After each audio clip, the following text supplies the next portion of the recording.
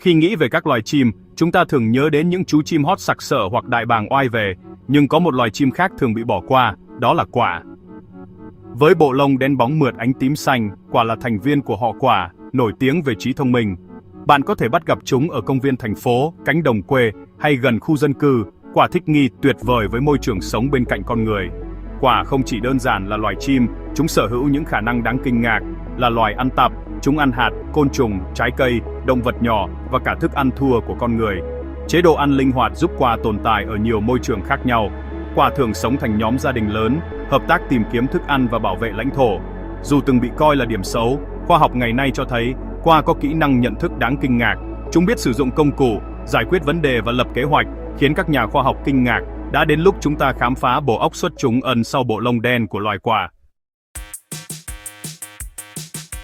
Một trong những biểu hiện đáng kinh ngạc nhất về trí thông minh của quả là khả năng sử dụng công cụ.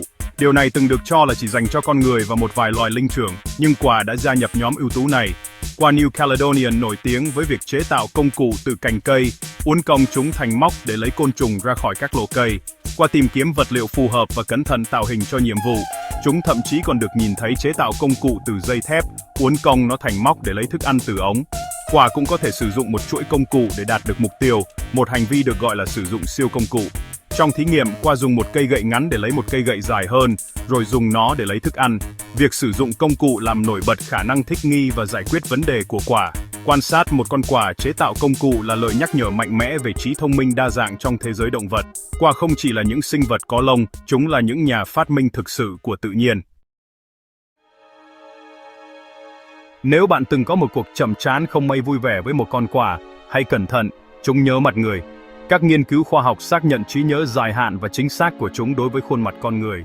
Trong một thí nghiệm nổi tiếng ở Seattle, các nhà nghiên cứu đeo mặt nạ cụ thể đã bắt và gần vòng cho quả. Sau đó, những con quả đã mang mở và lao xuống bất cứ ai đeo mặt nạ nguy hiểm, bỏ qua những người đeo mặt nạ trung tính. Trí nhớ này kéo dài nhiều năm. Ngay cả những con quả không có mặt trong sự kiện ban đầu cũng học cách nhận ra mặt nạ bằng cách quan sát những con khác. Điều này cho thấy quả có cả trí nhớ cá nhân và xã hội, chia sẻ thông tin quan trọng về các mối đe dọa trong cộng đồng của chúng. Ghi nhớ khuôn mặt là một công cụ sinh tồn mạnh mẽ, cho phép quả phân biệt giữa con người thân thiện và con người đe dọa. Trong thế giới hiện đại của chúng ta, kỹ năng này càng trở nên quan trọng hơn bao giờ hết. Quả học được những ngôi nhà nào cung cấp thức ăn và những người hàng xóm nào nên tránh, lập bản đồ môi trường xã hội của chúng một cách chi tiết. Não của chúng được thiết kế để chú ý kỹ đến ai là bạn và ai là kẻ thù. Quả coi chúng ta là những cá nhân, không chỉ là một loài vô danh. Chúng quan sát, học hỏi và ghi nhớ hành động của chúng ta. Lần tới khi bạn nhìn thấy một con quả, hãy nhớ, nó cũng có thể đang nhớ bạn đấy.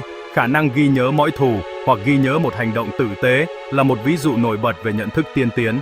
Quả thuốc một loại động vật đặc biệt hình thành các mối quan hệ xã hội phức tạp, ngay cả với con người.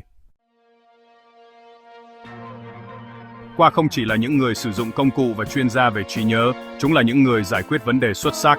Lấy cảm hứng từ truyện ngụ ngôn của Aesop, con quả và cái bình, các nhà khoa học đã thử nghiệm xem liệu quả thật có thể giải quyết những câu đố tương tự hay không.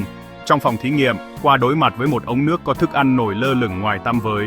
Được cho các vật nặng và nhẹ, chúng nhanh chóng học cách thả các vật nặng vào, làm tăng mức nước để lấy thức ăn. Chúng bỏ qua các vật nổi, cho thấy sự hiểu biết về sự dịch chuyển của nước. Khi được lựa chọn, quả đã thêm đá vào ống có mức nước cao hơn, biết rằng nó cần ít công sức hơn. Chúng cũng chọn vật đặc hơn vật rồng, cho thấy sự nắm bắt các định luật vật lý cơ bản. Khả năng suy luận này có thể so sánh với một đứa trẻ nhỏ.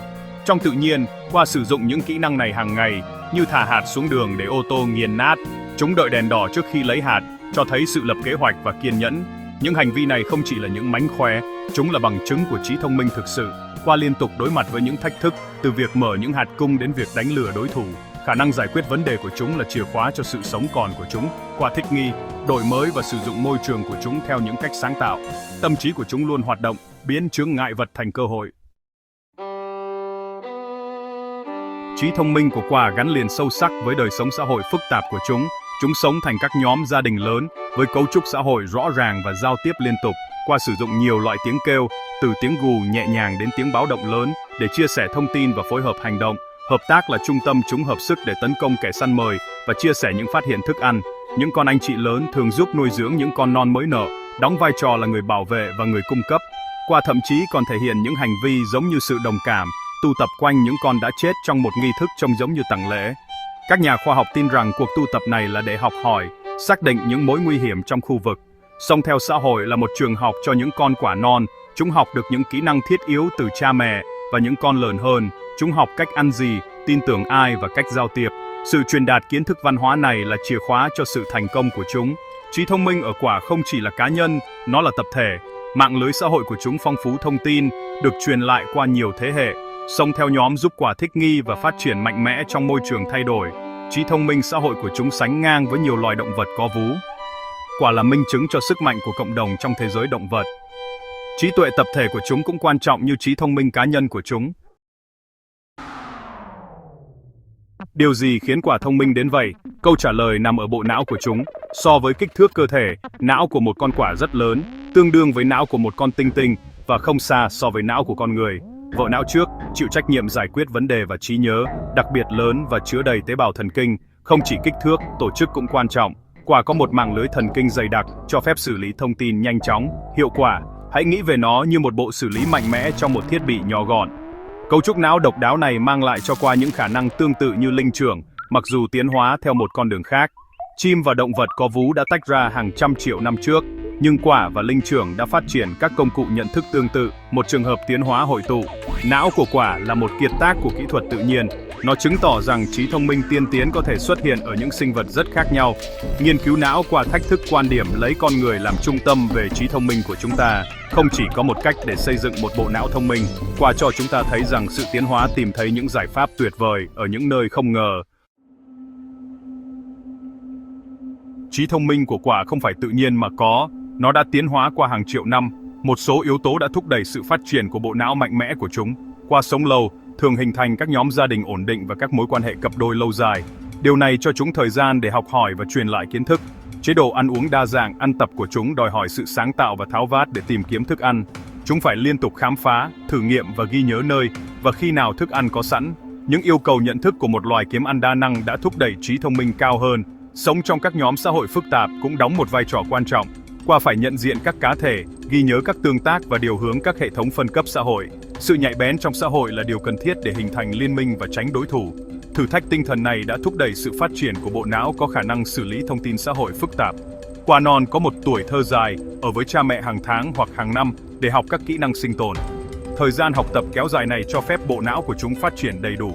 Sự kết hợp giữa tuổi thọ dài, chế độ ăn uống đầy thách thức, thế giới xã hội phức tạp và thời gian học tập dài đã tạo ra một cơn bão hoàn hảo cho trí thông minh của quả. Sự tiến hóa đã định hình chúng thành những thiên tài có lông. Quả là sản phẩm của động lực không ngừng nghỉ của tự nhiên để thích nghi và sinh tồn.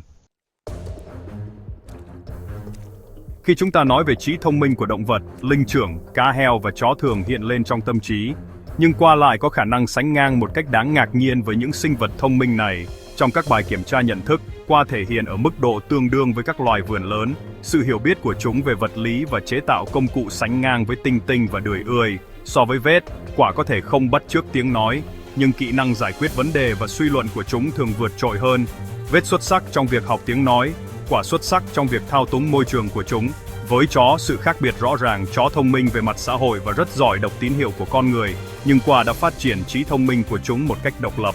Trong các nhiệm vụ đòi hỏi sự đổi mới, quả thường vượt trội hơn chó, chủ động giải quyết vấn đề một mình. Sự so sánh với linh trưởng là điều thú vị nhất. Quả chứng minh rằng bạn không cần tay hoặc một bộ não khổng lồ để trở thành thiên tài. Chỉ với một cái mỏ và đôi chân, chúng chế tạo công cụ và giải quyết những câu đố thách thức ngay cả những người thân cận nhất của chúng ta. Trí thông minh không chỉ là về kích thước não hoặc giải phẫu. Quả cho thấy rằng khả năng thích nghi, học hỏi và giải quyết vấn đề sáng tạo là những dấu hiệu thực sự của trí thông minh. Sự thành công của chúng buộc chúng ta phải mở rộng định nghĩa về ý nghĩa của việc thông minh. Trong đầu trường của trí tuệ động vật, quả là những nhà vô địch thực sự. Hành trình khám phá tâm trí của loài quả hé lộ một thế giới phức tạp và thông minh đáng kinh ngạc.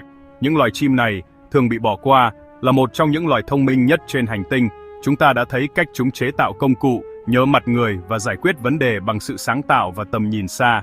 Trí nhớ và kỹ năng giao tiếp của chúng tạo ra một dạng văn hóa động vật. Bộ não lớn, dày đặc tế bào thần kinh của chúng giải thích cơ sở sinh học cho những kỳ tích này. Sự tiến hóa đã định hình chúng thành những bậc thầy sinh tồn, phát triển mạnh mẽ từ rừng rậm đến thành phố.